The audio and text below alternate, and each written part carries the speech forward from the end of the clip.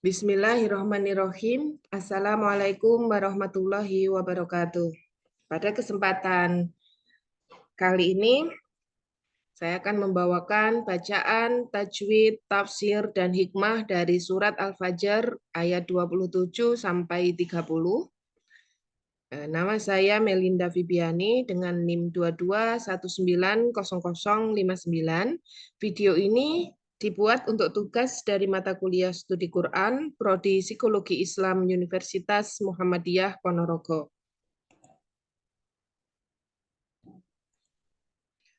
Untuk bacaan surat Al-Fajr ayat 27 sampai 30 adalah A'udzu billahi minasyaitonir rajim. Ya ayyatuhan nafsul mutmainnah irji'i ila rabbiki radiyatan mardiyah fadkhuli fi ibadi wadkhuli jannati.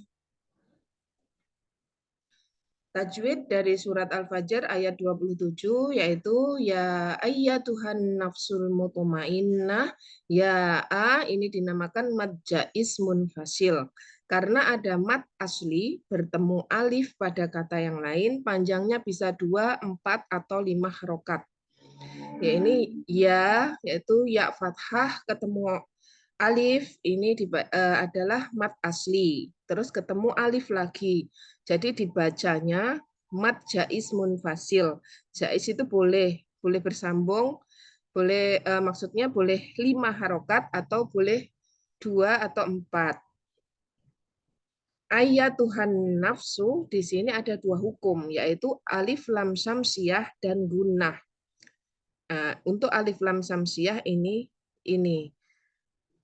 an-nafsu. Jadi dibaca idgham syamsiyah. Jadi masuk ke nun sini.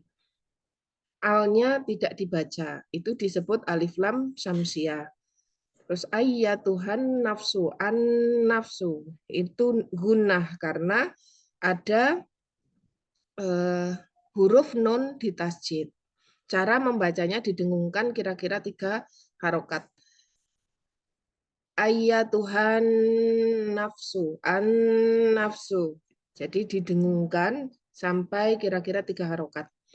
Al-mutmainnah di sini ada 3 hukum, yaitu alif lam komariah, yaitu al ini, alnya dibaca, qalqalah sugro dan gunnah. Alif lam komariah karena ada alif lam dan tanda sukun. Qalqalah sugro karena ada huruf qalqalah yaitu tok yang sukun asli. Al-mutmainnah disebut sugro karena dia ada di tengah. Jadi pemantulannya tidak sekuat kalau tok ini berada di akhir. Jadi al-mutmainnah, al-mutmainnah. Ada pemantulan tapi tipis. Dan gunnah karena ada huruf nun di tasjid. Al-mutmainnah, innah. Jadi ada 3 harokat. Dan huruf tak marbutoh ketika wakof dibaca menjadi hak. Al-mutmainnah, tidak al-mutmainnat. Ya, jadi ini tak marbutoh menjadi dibaca ha mati kalau berada di wakof di akhir.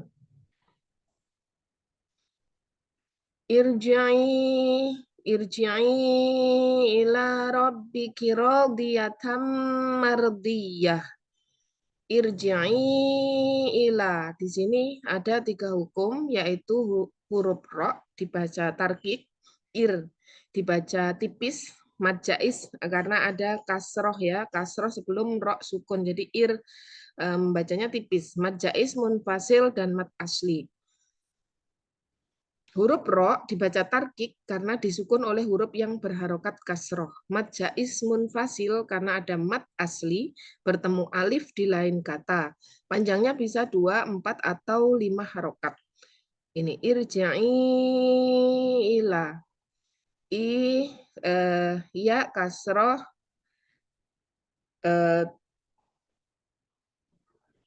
Ini ya mad asli ini bertemu dengan alif lagi.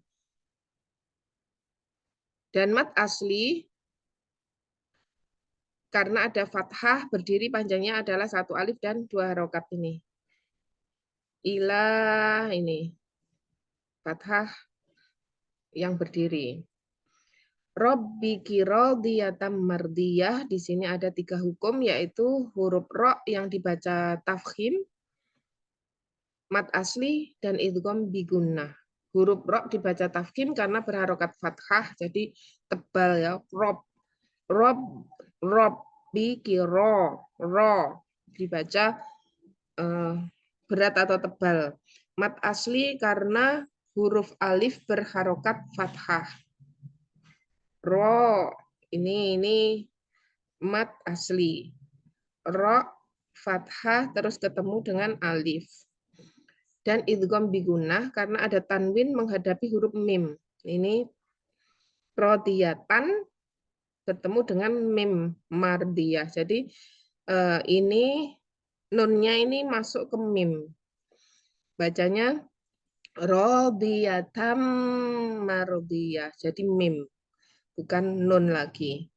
Dimasukkan dan mendengung. Radiyatam mardiyah. Dan huruf tak marbutoh ketika wakaf dibaca menjadi ha ini. Mardiyah tadi. Untuk ayat 29, fadkhuli fi ibadi. Di sini ada 2 hukum, yaitu qalqalah sugro dan mat asli. Qalqalah sugro karena ada huruf qalqalah yaitu dal, fadkhuli yang sukun asli, dan mat asli karena ada huruf ya, fi ini, li, ba, di, ini semuanya mat asli. Panjangnya 1 alif atau 2 harokat. Fadkhuli fi ibadi. Wadkhuli jannati. Wadkhuli di sini ada 2 hukum, yaitu qalqalah sugro dal sukun ini ya. Wada karena di tengah jadi dia sugro. Wadkhuli ada mat asli yaitu li ini. Li ini ada 1 alif atau 2 harokat. Wadkhuli jannati. Jannati di sini ada 2 hukum, yaitu gunnah dan mat asli. Gunnah karena ada huruf nun yang ditasjid, membacanya didengungkan kira-kira 3 harokat, dan mat asli karena ada huruf ya di kasroh, panjangnya adalah 1 alif atau 2 harokat. Ini jannah, nun tasjid. Jannah. Ini mat asli, ini gunnah.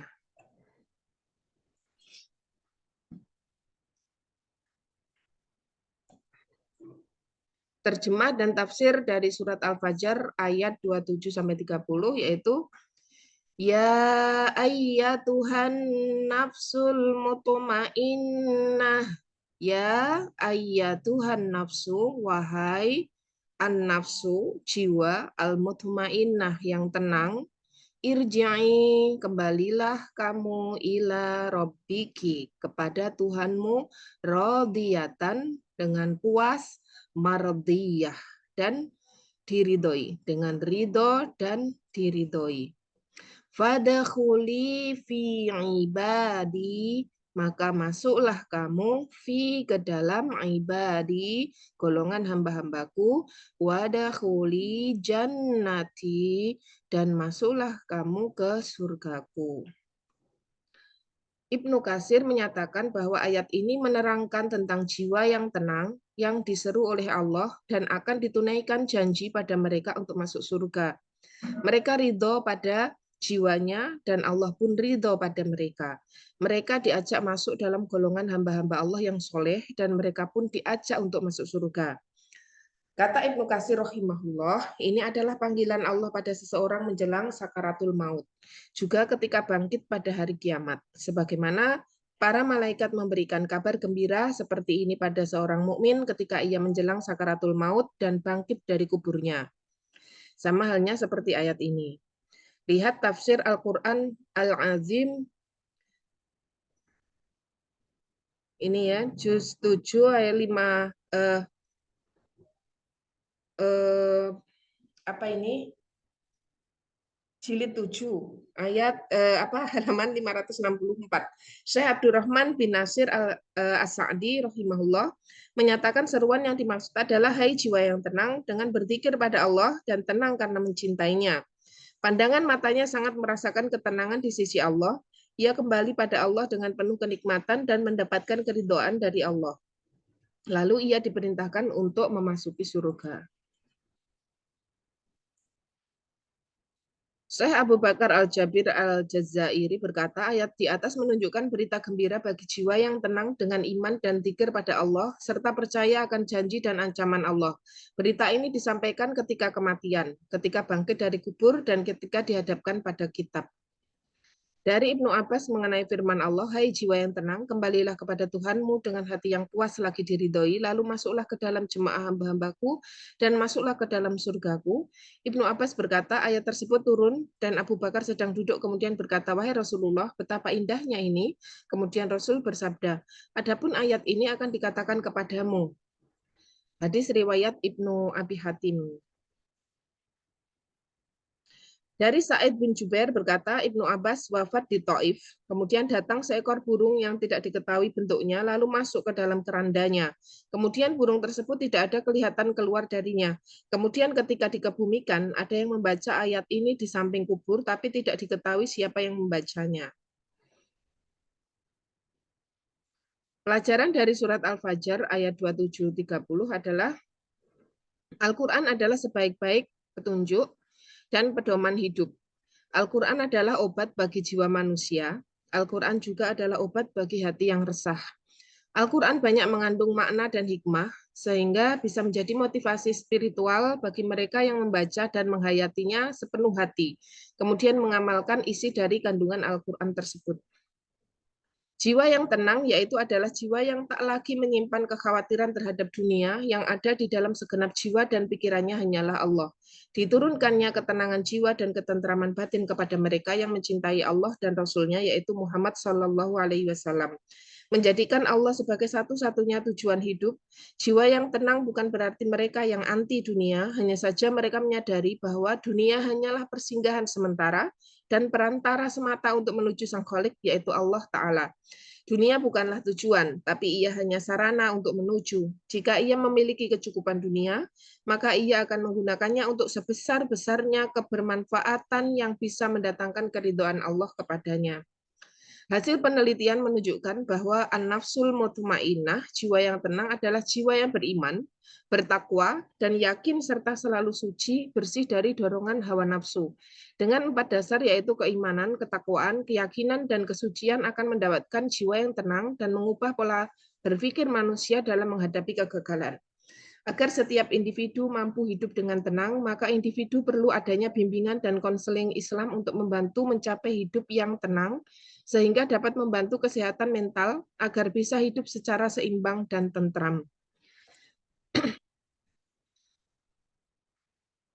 Jadi untuk kesimpulannya, semoga kita ini dari hari ke hari, dari waktu ke waktu, menjadi pribadi dengan jiwa yang semakin tenang, karena bertambahnya keimanan kita bergantung kepada Allah, karena di dunia yang keras ini, kalau kita tidak memiliki pelindung yang maha besar, maha kuasa, maka kita akan selalu resah, selalu gelisah, dan selalu ketakutan. Jadi kita gantungkan hidup hanya kepada Allah, takut hanya kepada Allah, mencintai hanya kepada Allah, mencintai karena Allah, semuanya tentang Allah. Nah, itu yang membuat hati kita menjadi tenang, dan semoga di akhir hayat kita, kita menjadi seseorang yang dipanggil dengan ayat ini. Ya ayyatuhan nafsul mutmainnah, irji'i ila rabbiki radiyatan mardiyah, fadkhuli fi ibadi wadkhuli jannati. Amin ya rabbal alamin. Begitu saja uraian dari saya. Jazakumullah khairan atas semua perhatiannya. Terima kasih. Subhanakallahumma wa bihamdika asyhadu an la ilaha illa anta astaghfiruka wa atubu ilaih. Assalamualaikum warahmatullahi wabarakatuh.